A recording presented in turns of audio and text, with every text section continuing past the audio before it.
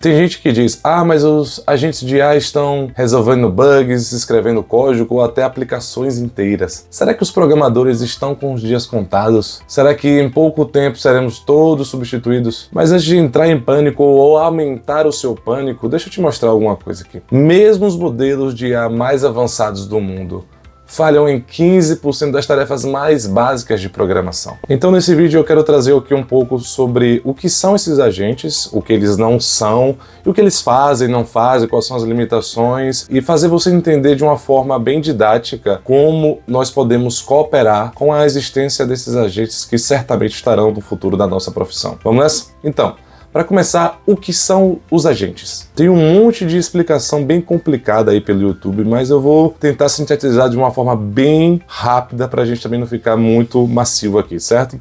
Então imagine um sistema, certo? Que ele tem um objetivo amplo. Por exemplo, decidir qual a melhor empresa para investir. E esse sistema é capaz de dividir isso em tarefas menores. Por exemplo, descobrir quais são as empresas disponíveis, quais são os preços, estudar o relatório financeiro.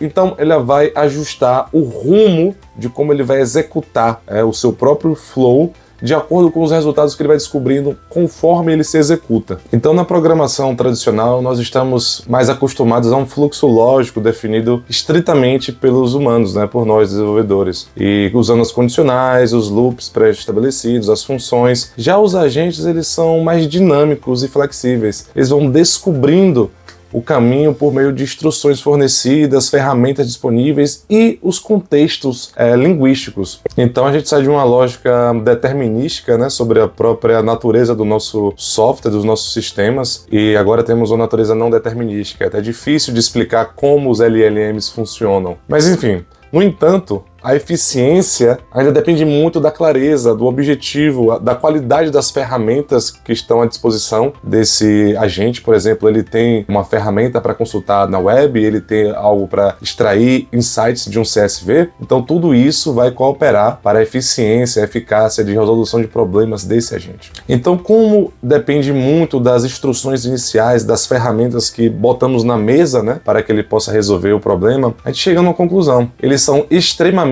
dependentes de contextos muito claros e são treinados e feitos para resolver tarefas isoladas. Não estamos falando de AGI aqui, Não é uma inteligência artificial generalizada que pode aprender sobre tudo e definir quais as ferramentas ele precisa e criá-las e usá-las. Então esses softwares, eles não conseguem pensar para além do que lhe é dado. Tudo depende muito do que é posto à mesa. Eles não conseguem ter decisões estratégicas, eles não conseguem ter uma capacidade de raciocinar para além do que lhe foi fornecido e criar meios para, vamos dizer assim, resolver o problema com a gambiarra. Então, embora a sua capacidade de resolver alguns probleminhas, de gerar código simples, seja legal, seja boa, imagine, por exemplo, ter um cenário com saúde, finanças, cálculos estruturais para levantar o prédio que você ou sua família vão morar. Deixar essa margem de erro para que um agente o resolva, que não sabe avaliar a criticidade da solução, é algo impensável. E aí, não sei você, mas eu não confiaria muito numa empresa que usa cálculos vindos de agentes de IA para calcular, por exemplo, a minha casa, ou o meu sistema de saúde, ou o auxílio de uma cirurgia que eu vou fazer. Mas eu não estou aqui para crucificar os agentes de IA, Eu tenho usado muito os agentes do Cursor. E bom, minha produtividade escrevendo código é simplesmente monstruosa agora, E você pensar no futuro que isso tudo vai trazer a longo impacto, é muito claro para mim que isso está redefinindo em tempo real, o cenário da programação. Essas ferramentas que não apenas automatizam parte do trabalho de escrever código, mas também coloca em evidência uma grande verdade que por muito tempo foi esquecida ou negligenciada por grande parte dos desenvolvedores, que é: engenheiros de software não são meros produtores de código. Eles são, antes de tudo, solucionadores de problemas de negócio. O que você tem que entender é que o software sempre foi, é e sempre será apenas a forma, o meio que nós resolvemos problemas reais, que entregamos soluções, que geramos valor. Toda essa discussão, essa chegada dos agentes traz para mim uma grande luz sobre esse erro de interpretação que é comum, de que o valor do desenvolvedor está na habilidade manual de criar código. Nunca foi sobre isso. Ao contrário, o valor está na compreensão do contexto, na tomada das decisões técnicas acertadas, que está muito além de só serem tecnológicas, no entendimento profundo de mercado, na capacidade de conectar a solução tecnológica às necessidades reais da empresa e dos seus clientes, da sociedade. E aí eu vejo muito equívoco de algumas empresas que estão demitindo ou deixando de contratar bons desenvolvedores com a fé, né, vamos dizer assim, para não chamar de burrice, de que, bom, o ChatGPT vai substituir, ou os agentes vão substituir os desenvolvedores atualmente, no estado que está a arte, né? E eu vejo isso como, na verdade, uma grande perda de oportunidade para capacitar os desenvolvedores, né, a serem mais produtivos, a serem mais alinhados com o estratégico da empresa. Para mim, o papel do desenvolvedor tem cada vez mais a se aproximar do que chamamos de engenheiro end-to-end, um profissional que absorve as dores de negócio, que as traduz em requisitos técnicos, que escolhe arquiteturas, que valida problemas e garante que o produto entregue valor real. Tudo isso, obviamente, tendo a ajuda dos agentes que geram códigos, que traduzem toda essa demanda, né, do conhecimento técnico, de geração de código, de forma que potencializa que ele se concentre no que é mais importante, que são essas coisas que eu acabei de dizer. E aí, no meu ver, alguns cargos, né, job titles, vão perdendo um pouco o sentido, né? Algo que a gente tinha criado sobre a divisão semântica, sobre que parte do código você trabalha, como o back-end e o front-end. Isso vai perdendo o sentido no passo que os desenvolvedores comecem a subir um pouco o nível e se aproximar mais do negócio, isso não vai tendo muito mais sentido. O futuro vai pertencer aos desenvolvedores que são capazes de navegar múltiplos domínios, dialogar com as partes interessadas, demandar e analisar código em diferentes partes do sistema, entendendo com clareza o que precisa ser resolvido e para quem. A competência mais valiosa não será na quantidade de linhas escritas, mas na qualidade das decisões tomadas e na compreensão do real problema, independente se isso toca ao front ao back. E de forma bem íntima e ingênua, os agentes convidam os desenvolvedores para uma nova fase, o que não representa o fim do desenvolvedor. É um convite para uma transformação de identidade. E parece um pouco filosófico, mas não é. O que eu vejo é a transformação de codificador para estrategista, de executor de tarefas para arquiteto de soluções,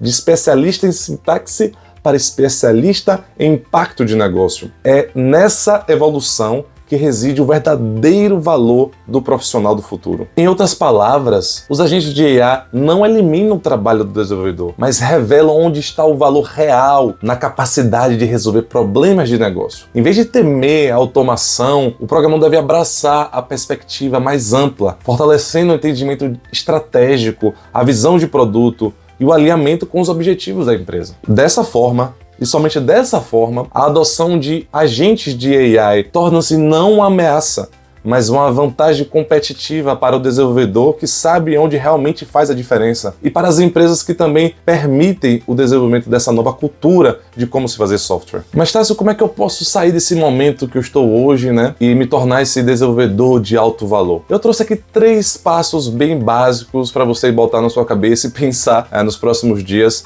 sobre como realmente fazer essa transição.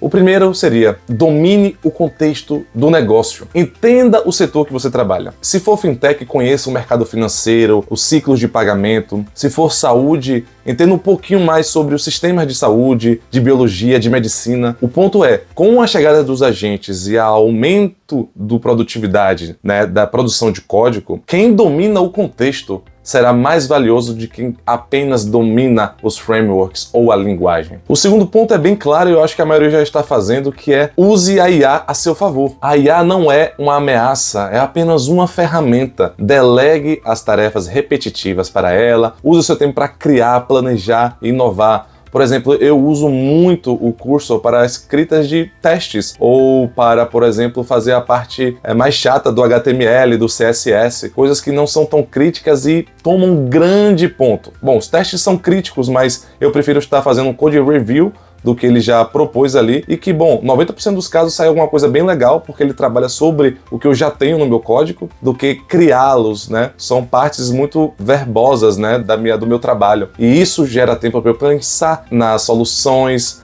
planejar features e até fazer novos benchmarks da viabilidade de novas soluções. E o terceiro e muito importante ponto é aperfeiçoe suas soft skills. Saia da bolha do código. Desenvolva a comunicação, aprenda a dialogar com o marketing, com o time de produto, com o financeiro. Torne-se o conector, a liga desses departamentos. A pessoa que entende as necessidades da empresa e traduz tudo isso em soluções técnicas. Então minha resposta final, que eu acho que por agora já está bem claro, é não. Os agentes não vão substituir os programadores. Eles vão impactar seriamente a forma como nós fazemos o nosso trabalho, porém, ele vai ajudar exponencialmente aqueles programadores que pensam além do código. O futuro é de quem sabe usar a AI, definir o que deve ser feito por ele e por uma inteligência artificial e dominar o impacto do seu trabalho do mundo real. E você, o que você achou disso tudo? Você acha que a AI vai ser uma grande aliada ou continua algo bem nebuloso para você que talvez vai trazer problemas para a programação, para os programadores? Deixa aqui nos comentários. E bom,